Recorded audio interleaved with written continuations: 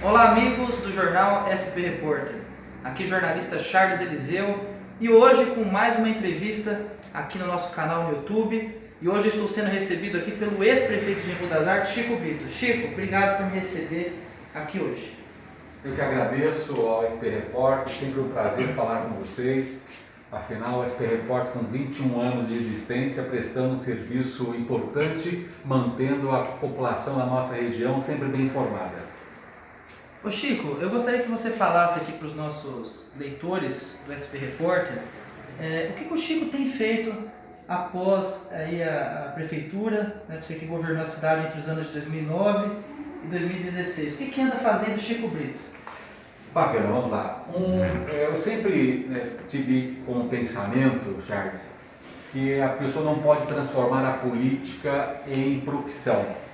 Então, um ano antes de sair da prefeitura, eu montei a Significados, que é uma empresa de consultoria que apresenta para os nossos clientes solução imobiliária completa, desde a prospecção do terreno, estudo de viabilidade técnica e mercadológica, projetos de engenharia e arquitetura, aprovação, construção, chave na mão.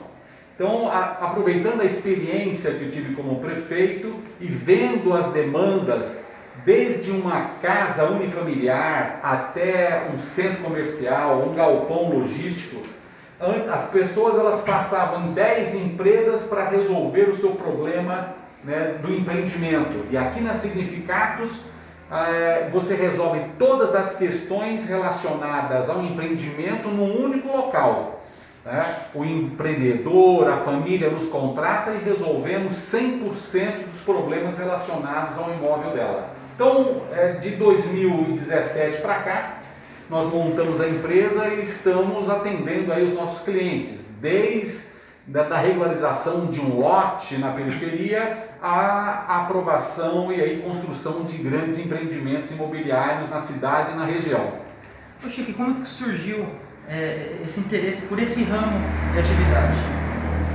Veja só, nós temos na cidade a imobiliária Porta Nova, que é a minha esposa que coordena, é a diretora, e há mais de 30 anos. Tá?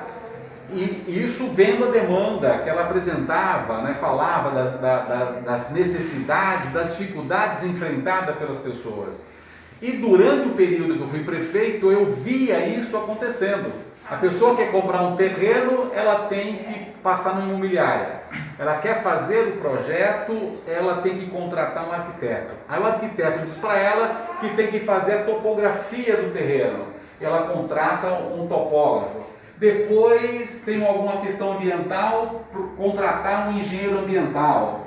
Depois contrata uma construtora, a construtora faz parte da casa dela e não um todo. Então, a partir dessa necessidade, vendo, né, as dores das pessoas, os problemas que elas enfrentavam, eu fui gestando isso na minha cabeça um ano antes de sair da prefeitura. Criei a empresa antes, mas quero deixar claro que durante o período que eu fui prefeito, a empresa ela não atuou, ela passou a funcionar no dia 2 de janeiro de 2017. No segundo dia que eu já não era mais prefeito, eu comecei o meu trabalho nas Significados. Chico, voltando um pouquinho à questão da política, você sente saudade do período que você foi prefeito de Embu das Artes? Como que foi aquela experiência em 2 mandatos, né? Eu lembro que você tinha um foco muito no social, na participação popular. Como que você avalia e como que está a saudade desse período? Como você administra isso? Tá certo.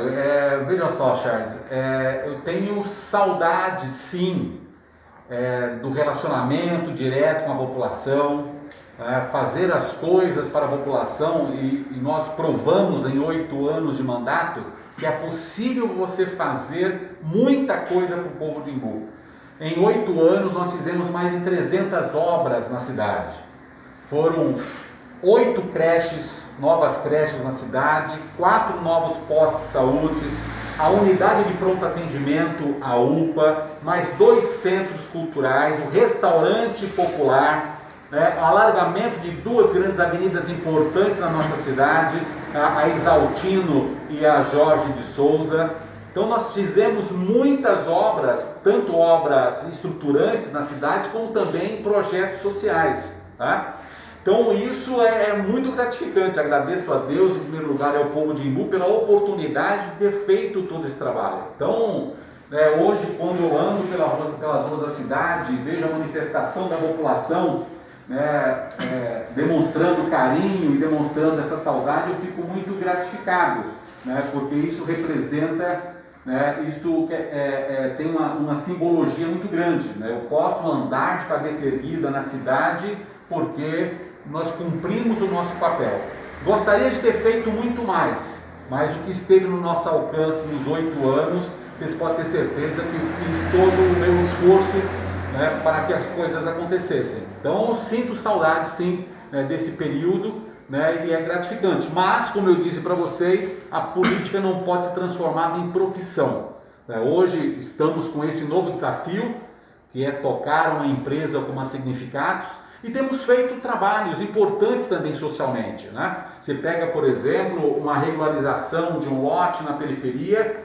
No geral, os escritórios por aí cobram 15 mil reais, de 15 a 20 mil reais, valor alto, e só parcelam em 4 vezes. Nós aqui da Significados cobramos 7 mil reais, e se juntar um grande número de pessoas, acima de 50 pessoas daquela comunidade, nós fazemos a regularização do lote dela com escritura na mão por 7 mil e ainda parcelamos em 30 vezes. Ou seja, nós temos uma preocupação com a população.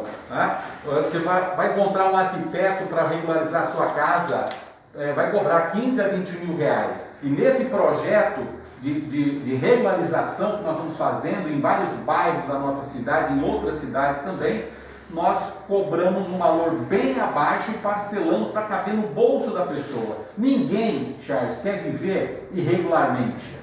As pessoas não regularizam o seu imóvel por falta de condições. E eu digo para você, quando eu era prefeito, eu sentia falta de uma empresa como a Significados para fazer o que nós estamos fazendo agora. Então, se eu sentia falta como prefeito naquela época, eu criei a Significados para cumprir esse papel. E qual a satisfação que você tem hoje em poder atender essa demanda com esse foco até, vamos dizer, social? Pessoal, é uma satisfação muito grande quando você vai num bairro como nós estivemos, no Jardim de Mas, na Capoava, ou mesmo em outras cidades daqui da região, fazendo esse processo de regularização dos imóveis, do lote e da casa. É uma satisfação muito grande, porque você vê aquela pessoa que comprou o lote dela, fez a casa dela em sistema de autoconstrução, com dinheirinho suado, comprando saco de cimento, comprando bloco, contratando aquele pedreiro, fazendo mutirão com a família para encher a laje, e você vê a pessoa com a escritura dela na mão. Então isso é uma satisfação muito grande, porque a pessoa ela tem a garantia da titularidade daquele pedaço de chão que ela tanto lutou para conseguir. Chico, você está na história da política de Embu das Artes. E eu queria te fazer uma pergunta, uma curiosidade. Quando você estava na cidade de Mamanguape, é isso? Isso, minha cidade natal. Paraíba. Paraíba. O Chico Brito, criança, sonhava um dia em vir a São Paulo e ser prefeito de uma cidade tão importante como Embu das Artes?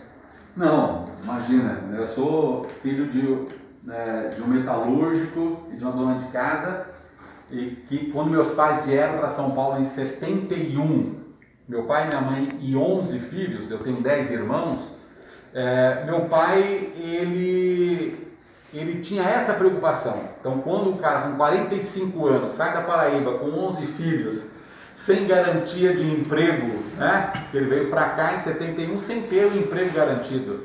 Ele veio como muitos brasileiros saíram do norte e nordeste, vieram para a região sudeste à procura de uma vida melhor. Então meus pais cumpriram esse papel como muitos pais e avós de muitas pessoas, para oferecer para os filhos algo melhor. Então, na década de 70 começa o processo de democratização da escolarização no país. Então é um período que começa a ter a construção de escolas públicas, que até então você não tinha isso. Década de 50, 60, as escolas eram muito elitizadas, tanto é que na década de 40, 50, estudava em escola pública a elite brasileira. Então, a partir da década de 70, começa a ocorrer uma democratização do acesso à escola. E aqui em São Paulo aconteceu isso também, né? Então, nós fomos para a escola, todos os filhos. Você é fruto desse processo? Eu sou fruto desse processo migratório que ocorreu no Brasil, vinda, né, do nordestino para São Paulo em busca de uma vida melhor, né? Agora, agradeço a Deus, agradeço a formação que os meus pais me deram, né? E eu sempre fui, eu sempre acreditei na educação como uma forma de transformação da vida das pessoas. A educação como uma forma de ascensão social. Então, quando eu vejo, por exemplo, as pessoas mais simples, né, conseguindo ver seus filhos fazendo uma universidade, uma faculdade, eu fico muito feliz, porque é a possibilidade daquela pessoa mudar a história da sua família. Eu sou o primeiro filho de 11 que conseguiu chegar numa universidade. Eu estudei na USP, na universidade pública. Então, é uma história que anteriormente a mim, nunca ninguém na minha família tinha feito um curso superior, né? Então, mas isso eu agradeço o esforço dos meus pais e também dos meus irmãos mais velhos, que eu sou, né, o penúltimo, né? Então, mas eu nunca me imaginei, lógico, como criança, comecei a militar na política muito cedo. Com 14 anos eu já fazia parte da comunidade eclesial de base, coordenando um grupo de jovens e criando consciência política da importância da organização da população para a transformação social. Com quantos anos, Chico? Com 14 anos. Mas eu nunca me vi, né, num cargo exercendo o cargo eletivo. Tanto é que a primeira eleição foi em 2006, para deputado estadual, tinha 52.854 votos. E depois, só em 2008, que eu saí candidato a prefeito. Anteriormente a isso, sempre tinha coordenado campanhas de outras pessoas, mas sempre militando politicamente, né, em movimentos sociais, de saúde, de educação, de habitação popular. Às vezes as pessoas confundem, acham que eu morava em Diadema, mas eu nunca morei em Diadema. Em Diadema eu atuava no movimento de moradia e trabalhava numa instituição que coordenava projeto de mutirão para a construção de habitação popular, né? Então eu sempre gostei e a minha razão de ser é essa questão do envolvimento, né, com o aspecto social, né, e contribuir de alguma maneira com a transformação da sociedade. Quando fui prefeito, nós implantamos o restaurante popular, foi uma coisa muito importante. Por quê? Pessoas que não tinham nem como trazer a sua marmita para trabalhar aqui na região central de Embu e com R$2 naquela época fazia uma bela refeição, né? Salada, suco natural, uma proteína, arroz, feijão. Verdade. Tinha o dia do macarrão, ou seja, um cardápio super diversificado. E quando eu vi aquelas pessoas mais simples, o morador de rua e o gerente do Bradesco almoçando no mesmo lugar, né, isso é uma satisfação muito grande, ou seja, é você cumprir como gestor público o seu papel. E eu sempre acreditei que a pessoa, sendo ou não gestor público, tendo cargo eletivo ou não, ela pode dar a sua contribuição para a sociedade. Tá? Então, hoje nós aqui da Sindicatos, toda a minha equipe, nós temos essa consciência. Tudo que a gente pensa como que nós vamos impactar positivamente. Hoje, por exemplo, de manhã, eu estava conversando aqui com a nossa equipe, nós vamos criar um programa de formação para estagiários.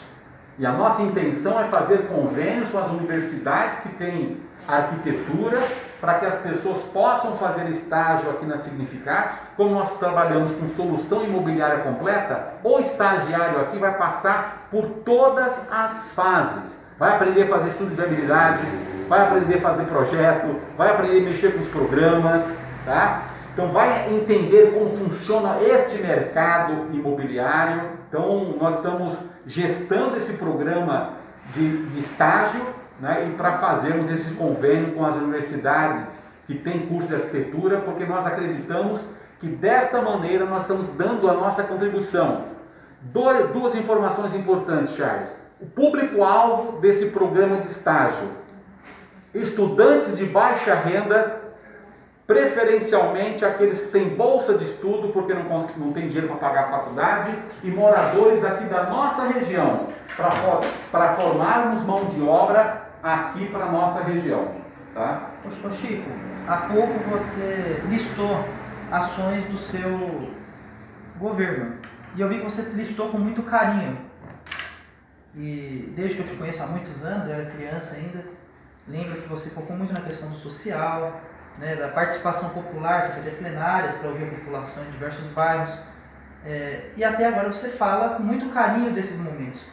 E eu não poderia deixar de vir aqui e te perguntar como que você projeta a sua participação na política, se você pretende, claro que é cedo, né, mas se você pretende vivenciar a política novamente da mesma forma que você vivenciou como prefeito.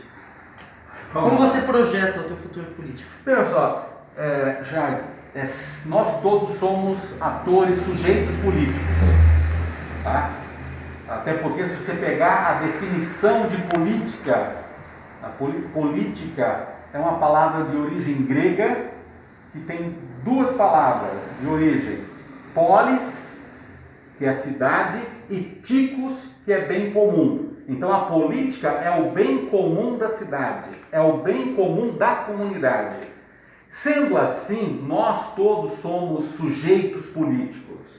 Alguns atuam na igreja, outros atuam no esporte, outros atuam na política partidária, outros atuam no sindicato, outros atuam em organizações não governamentais e outros disputam cargos públicos e eletivos. Isso passa na tua cabeça?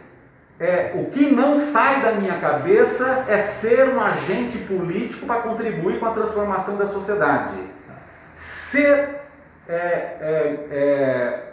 sujeito de um processo político partidário depende de cada momento. Tá certo? Agora, ser um ator político, um sujeito político, isso está na minha essência, como ser humano e como também o Chico Brito com a sua própria história. Tá certo? Agora, concorrer a um cargo público daqui para frente, isso vai depender muito da conjuntura. Eu nunca digo, olha, eu quero isso e sou obcecado por isso. Até porque quando a pessoa ela passa a ser obcecada pelo poder, ela começa a fazer muita besteira. Tá certo? Então eu acredito muito que você trabalha e o resultado aparece. Eu nunca pensei em sair candidato a deputado estadual em 2006. E foi o fruto do trabalho que nós realizamos à frente da Secretaria de Cidadania e Participação Popular, que me impulsionou, e as lideranças da cidade e da região me incentivaram a sair candidato a deputado estadual em 2006. E foi o fruto desse mesmo trabalho que me levou a sair candidato a prefeito em 2008 e sair para a reeleição em 2012. Então eu sempre avalio que um processo ser resultado do trabalho, ele é muito mais forte e consolidado e tem muito mais razão do ser do que uma decisão pessoal e por vaidade. Tem gente que sai candidato por ego, por status e por vaidade, tá certo? Eu sempre pedi a Deus sabedoria, por isso as minhas corujas sempre estão me acompanhando, sabedoria, humildade e serenidade, para que cada passo que eu dê na minha vida seja guiado por esses três princípios. Então, sair ou não sair vai depender muito da conjuntura. Agora, influenciar num processo de transformação da cidade, você pode ter certeza que isso jamais vou abrir mão. Eu tenho certeza. O Chico faz parte, como eu falei, da história da política de Embu das Artes, por mais que ele diga que talvez ele não tenha a necessidade de disputar um pleito, porque ele entende que a política pode ser feita de várias maneiras, né, Chico? Mas é lógico que ele é um quadro político e está aí. Chico, aproveitando os seus conhecimentos de ciências sociais, a tua formação, nós vivemos no país um momento muito complicado, né? Em termos políticos e sociais. Sim. Estamos numa pandemia, temos um presidente que nega os conceitos da ciência a todo momento, Eu gostaria que você fizesse uma avaliação. Se você vê o nosso país saindo desse momento em termos econômicos, sociais, como que o nosso país pode vencer esse momento que eu acho que nesse século é mais grave. Veja só, nós temos aí essa questão da pandemia, tá certo? Que se inicia final de 2019, 2020, no caso do Brasil, a partir de março tem um grande crescimento, tá? Mas uma coisa é você ter um problema para resolver, outra coisa é você ter preparo para resolver o problema. E a minha avaliação é que hoje o Brasil é governado por um presidente que não tem a menor condição moral, política, de conduzir um processo de transformação do país. E eu quero dizer para vocês que eu não torço para um governo dar errado. Até porque se você torce para um governo dar errado, você está torcendo para o povo sofrer. Tá certo? Então o meu compromisso acima de tudo é com a população. Então, infelizmente, o Bolsonaro, ele pegou um momento da história do nosso país, se elegeu presidente da República, mas ele não tem preparo nenhum. Né? E para mostrar para você que ele não tem preparo nenhum, eu faço as seguintes perguntas. Qual é o programa e qual é o plano nacional do Bolsonaro para melhorar a educação do país? O Ministério da Educação é apagado. Qual é o programa do Bolsonaro para melhorar a saúde do país? Já trocou de ministros várias vezes e negando uma pandemia, né, que é global. Né? O presidente da República ele deveria ser o líder de um grande movimento de imunização da população brasileira. E o nosso presidente está simplesmente preocupado com a reeleição dele de 2022. Tá certo? Transformou a saúde do povo em briga política. Então, nós vivemos hoje um caos, ou seja, o país ele está à deriva. Não existe um líder, um país tão grande como o Brasil, que lidere a economia. Qual é o plano econômico do Bolsonaro para gerar emprego nesse país? Qual é o plano macro do Bolsonaro na questão das relações internacionais com os países do Mercosul, da África, né? Ou seja, ele não tem um plano. O plano dele é o governo, é o poder pelo poder e a vaidade pela vaidade, tá? E já está claro para todo mundo que, né, quem é ele, tá certo? É fruto, né, da milícia do Rio de Janeiro, tá certo? Que é preconceituosa, ligada ao crime, é reacionário, não autoritário. Não é conservador, é reacionário. É reacionário. Pior que conservador, é reacionário. Tá? É um retrocesso que o país deu. E aí nós estamos convivendo essa questão da pandemia, que nós estamos vendo o país largado. Tá certo? Agora, eu acho, né, que os governos todos, governo estadual, governo federal, deveriam se unir, porque o Brasil, Charles, é um dos únicos, se não o único país do mundo que tem uma capilaridade por conta do Sistema Único de Saúde, o SUS, que todo mundo tanto briga, mas é o único país do mundo que tem um Sistema Único de Saúde. As pessoas não podem esquecer que antes da Constituição de 1988, só poderia passar no posto de saúde quem tivesse carteira assinada. Com a Constituição de 88, todo brasileiro passou a ter direito ao acesso à saúde. Então essa rede capilarizada tem condição de imunizar a população em 2, 3 meses. Agora, no lugar do governo federal ficar politizando negativamente a questão da vacinação e negando, né? O Bolsonaro negou o tempo todo, tá? E são mais de 250 mil mortes no nosso país. Então são 250 mil pessoas que morreram. É quase a população inteira de Imbu morrendo de uma única vez. Aí esse presidente negando o tempo todo isso. Então ele tinha que liderar, chamar todos os governadores, chamar todos os prefeitos do Brasil e fazer uma campanha de prevenção. E prevenção o que é? isolamento social, tá certo? Né? Fazer com que as pessoas desempregadas elas tenham condições, né, de ter uma renda mínima ali para se manter. Nós estamos vivendo uma das maiores crises de emprego do nosso país, o desemprego altíssimo. A economia informal ela foi simplesmente aniquilada nesse período da pandemia, né? Então isso precisa do quê? De liderança, né? Então eu espero, né, que o presidente da República e os governadores tenham essa consciência e façam, ainda há tempo, tá certo? Façam essa união em prol da população do Imbu e do Brasil inteiro e se una para quê? Para fazer uma campanha de imunização. O que está acontecendo? O vírus ele sofre mutações. E sofre mutações porque as pessoas elas vão se contagiando. Qual risco que nós corremos? Da vacina as vacinas que foram desenvolvidas, elas não darem conta dos novos vírus que passaram por um processo de mutação.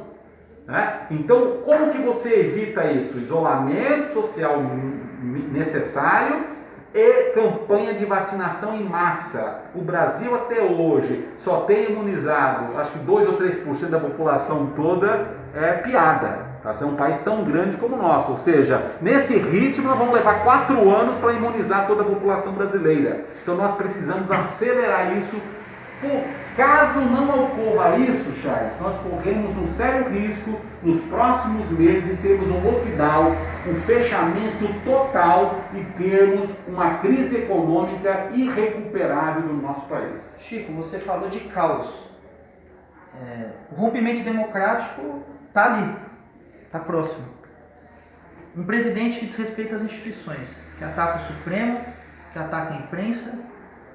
Você vê outro caminho para resolver que não seja o impeachment? Nossa, eu acho que assim, as instituições brasileiras elas são testadas todo dia, né? E que bom que as instituições elas estão fortes, né? Então nós temos um Estado de Direito garantido pela Constituição que ninguém quer abrir mão. Né? Então, para mim, isso que o Bolsonaro faz é pura bravata. Lógico que ele acredita naquilo, tá certo? Mas não tem a condição histórica dele fechar o Supremo, fechar o Congresso, né? Mas então, os acenos são feitos. Não, os acenos, as ameaças ao Supremo, às instituições democráticas no país, ele fez desde a época da campanha. É um discurso super autoritário. Mas eu acredito que o povo brasileiro está maduro o suficiente para não deixar isso acontecer, tá certo? Não vejo, olha, se não for o impeachment, né, existe outro caminho? Olha, eu acredito que essa altura do campeonato nem seja mais interessante o impeachment, né? Até porque no ano que vem tem eleição. Então está na mão do povo brasileiro a decisão, né, de mudar, virar essa página de experiência autoritária na democracia. O que nós estamos vivendo é assim, nós institucionalizamos o autoritarismo pela via democrática. Então, algo que é da época do Getúlio, tá certo? Só na época do Getúlio Vargas que nós tivemos essa experiência de instaurar um governo autoritário via eleição, tá certo? Então, eu acho que a população brasileira tem a oportunidade do ano que vem de mudar essa página. Eu acredito que o impeachment, nesse momento, poderia, no meio de uma pandemia, poderia causar um caos ainda maior para o povo brasileiro. Chico, é claro que a gente está numa pandemia, mas nós vemos na sociedade uma imobilidade. O presidente faz e acontece no sentido negativo. Temos a pandemia, lógico que fica difícil se fazer aglomerações, grandes manifestações, por exemplo, na Avenida Paulista e em outros locais, por conta do vírus. Mas quais os outros fatores que você poderia elencar, na tua opinião, que trazem essa imobilidade na sociedade? Porque não falta aviso. No período eleitoral não faltou aviso, agora não faltam avisos. Né? A imprensa está aí mostrando a incapacidade do presidente de gerir uma política nacional de imunização, por exemplo. Quais os fatores, ou qual o fator, além da pandemia, que, na tua opinião, causa essa imobilidade da sociedade perante um presidente que não articula nada? Eu acredito, né, que a pandemia é o principal fator que leva as pessoas a essa imobilidade. Até porque, né, em regra geral, é assim, o que nós vimos? As pessoas favoráveis ao governo Bolsonaro foram para a rua sem máscara e se manifestaram. Se você pega o perfil das pessoas mais democráticas, mais progressistas, com a preocupação social maior, tem essa responsabilidade coletiva. Então essas pessoas, elas têm consciência de que aglomerações elas são prejudiciais e perigosas para aumentar o contágio do vírus, né? Então não é apenas que as pessoas elas estão imobilizadas ou anestesiadas, é também o fato deste público que é contrário ao governo autoritário também serem pessoas conscientes de que ir para a rua, se aglomerar, não é a solução, ou neste momento não é a solução. Agora, uma coisa no ano que vem, que é o ano eleitoral. Aí essas pessoas que são progressistas, né, que têm uma preocupação social, aí devem se manifestar através das redes sociais, porque aí o voto todo mundo vai ter que ir no dia, certo? Né? Então é a hora de você dar um basta a um governo autoritário e retrógrado como este. Chico, tentando deixar um pouco de lado esse momento sombrio, se é que dá para deixar de lado, a gente chega no momento da nossa entrevista que eu quero fazer com você um pinga-fogo. Vou falar algumas palavras e você responde da forma que você quiser, mas se for possível de uma forma breve. Legal. Perguntas e respostas rápidas. Embu das Artes. É a paixão da minha vida. Família. É a coisa mais importante que eu tenho. Política. É a arte de fazer o bem. Atual gestão de Embu das Artes. Torço para que faça o melhor pelo povo de Embu. Um livro. 1808. Uma música. Uma música, são tantas músicas, mas vamos lá. Quer pular essa? A gente volta? Corujas. E eu te pergunto sobre corujas porque desde quando eu ia no seu gabinete na prefeitura eu lembro que tinha várias corujas. Aqui na Significados também, logo na entrada eu já vi corujas. O que elas significam para você? As corujas, elas significam... A coruja é um símbolo grego, né? A Atenas, que é a deusa grega, ela tem uma coruja na mão. E para os gregos, a coruja é o animal que consegue enxergar luz até nas trevas. Então, por isso que a coruja é o símbolo da sabedoria. E para a gente finalizar, Chico Brito por Chico Brito. Superação, inovação e desejo de ser cada dia uma pessoa melhor. É isso aí. Eu entrevistei aqui Chico Brito. Quero te agradecer, Chico, por me receber. Eu sei que sua agenda continua lotada, acho que até mais lotada ainda, né? Você está aqui na Significados exercendo um trabalho muito importante para a cidade, como você mesmo disse. Eu agradeço a sua disponibilidade e gostei muito desse bate-papo, Chico. Obrigado, viu? Eu que agradeço o SP Repórter, o Charles, toda a família do SP Repórter. É sempre um prazer conversar com vocês. Vocês sempre tiveram uma postura diferenciada, levando para a comunidade com independência informações importantes. Então quero te agradecer de coração e parabenizar pelo trabalho que vocês realizam. Obrigado. Chico, antes de terminar, eu estava me esquecendo, deixa aí os contatos para quem quiser procurar Significados, site, telefone, enfim, como que as pessoas podem procurar. Vamos lá. A Significados, nós estamos aqui na rua 1º de Maio, 138, sala 2A5, e eu vou passar aqui também o nosso telefone. Pode anotar o meu próprio WhatsApp, 947902433, e nós teremos o maior prazer de atender todos vocês, desde a prospecção da área até a construção chave na mão, e fazendo um grande trabalho de regularização fundiária, regularizando o lote para que o seu imóvel tenha valor de mercado. Um grande abraço e muito obrigado. É isso aí, pessoal. Mais uma grande entrevista com Chico Brito, grande liderança política aqui da nossa região de Taboão da Serra e Embu das Artes. Acompanhe o nosso canal no YouTube e acesse www.jornalspreporter.com.br. Até uma próxima!